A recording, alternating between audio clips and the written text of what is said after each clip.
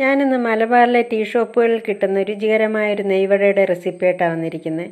ഇത് നിങ്ങൾക്ക് ഇഷ്ടപ്പെട്ടാൽ മറ്റുള്ളവർക്കായിട്ട് ഷെയർ ചെയ്ത് കൊടുക്കുക. നെയ്വട തയ്യാറാക്കാനായിട്ട് 1 കപ്പ് മൈദ എടുത്തിട്ടുണ്ട്. ഞാൻ 1 കപ്പ് എന്ന് പറയുമ്പോൾ 300 ഗ്രാം മൈദ, പിന്നെ 1 കപ്പ് ഷുഗർ എടുത്തിട്ടുണ്ട്. ഷുഗർ സിറപ്പ് തയ്യാറാക്കാനായിട്ട് നമ്മൾ എത്ര ഷുഗർ എടുക്കുന്നോ അതിൻ്റെ നേരെ ഹാഫ് വെള്ളം എടുക്കണം സിറപ്പ് തയ്യാറാക്കാൻ. പിന്നെ 1.5 ടേബിൾ സ്പൂൺ ഞാൻ ഷുഗർ പൊടിച്ചതെടുത്തിട്ടുണ്ട്. ഇത് നമുക്കതിൻ്റെ ഡോ ശരിയാക്കാനായിട്ട്. പിന്നെ 2 ടേബിൾ സ്പൂൺ തൈര് എടുത്തിട്ടുണ്ട്. 2 ടേബിൾ സ്പൂൺ നെയ്യ് എടുത്തിട്ടുണ്ട്. 1 മുട്ടയുടെ വൈറ്റ് എടുത്തിട്ടുണ്ട്. 1 ടീസ്പൂൺ മൈദ ബേക്കിംഗ് പൗഡർ എടുത്തിട്ടുണ്ട്. 1 പിഞ്ച് ബേക്കിംഗ് സോഡ എടുത്തിട്ടുണ്ട്. പിന്നെ 4 ഡ്രോപ്പ് വാനില എസൻസ്. ആദ്യം നമുക്ക് ഈ മാവൊന്ന് കുഴച്ചെടുക്കാം. അതിന് ഞാൻ 1 പിഞ്ച് ഉപ്പ് ആദ്യം ഇട്ട് കൊടുക്കുക. പിന്നെ ബേക്കിംഗ് സോഡ, പിന്നെ ബേക്കിംഗ് പൗഡർ, പിന്നെ തൈര്, പിന്നെ ഷുഗർ, പൊടിച്ച ഷുഗർ,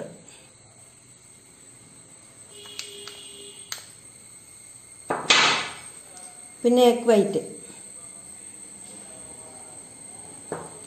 പിന്നെ നെയ്യ്. ഇതെല്ലാം കൂടെ ചേർത്ത് നമുക്ക് നന്നായിട്ട് ഇത് കുഴച്ചെടുക്കാം.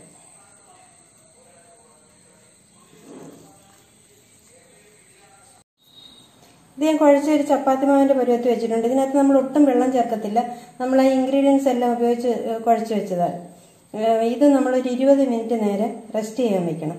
അതിനുശേഷം നമുക്ക് തയ്യാറാക്കാം. ഈ സമയം കൊണ്ട് നമുക്കൊരു ഷുഗർ സിറപ്പ് തയ്യാറാക്കാം. ഷുഗർ ഇട്ട് കൊടുത്ത് അതിൻ്റെ നേരെ പകുതിയാണ് നമ്മൾ വെള്ളം ഒഴിക്കണം.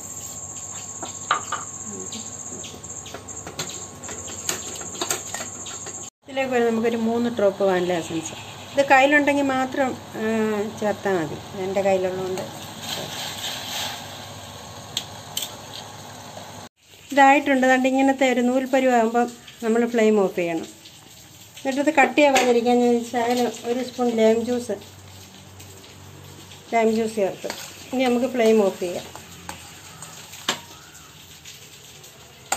ഇതിപ്പോൾ 20 മിനിറ്റ് കഴിഞ്ഞ് ഇനി നമുക്കിത് വീണ്ടും കുഴയ്ക്കേണ്ട ആവശ്യമൊന്നുമില്ല.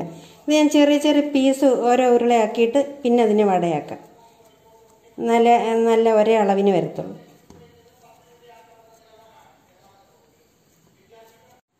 ഇനി കയ്യിലിത്തിരി നെയ്യ് പരട്ടിയിട്ട് നമുക്കിതിനെ ഒന്ന് ഉരുട്ടി പരത്തി ഉഴുന്നുവടയുടെ ആകൃതിയിലാക്കിയെടുക്കണം. ഇങ്ങനെ നല്ല ഷേപ്പിലാക്കിയെടുക്കണം. ഇതേപോലെ ഉഴുന്നുവടയുടെ ഷേപ്പിൽ നമുക്ക് എല്ലാം ഒന്നുണ്ടാക്കിയെടുക്കാം.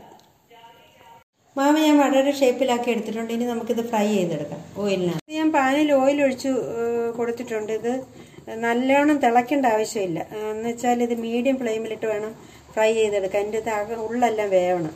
നമുക്ക് ഓരോന്നായിട്ട് ഇത് ഇട്ട് കൊടുക്കാം.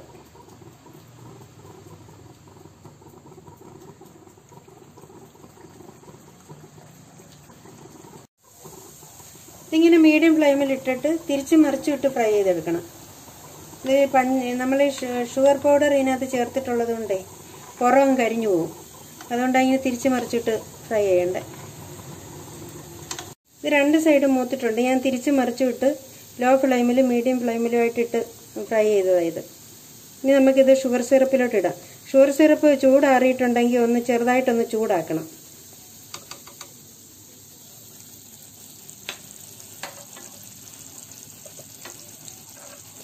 ഈ സിറപ്പിലിട്ട് കൊടുത്തിട്ട് ഒരു 5 മിനിറ്റ് ആയി.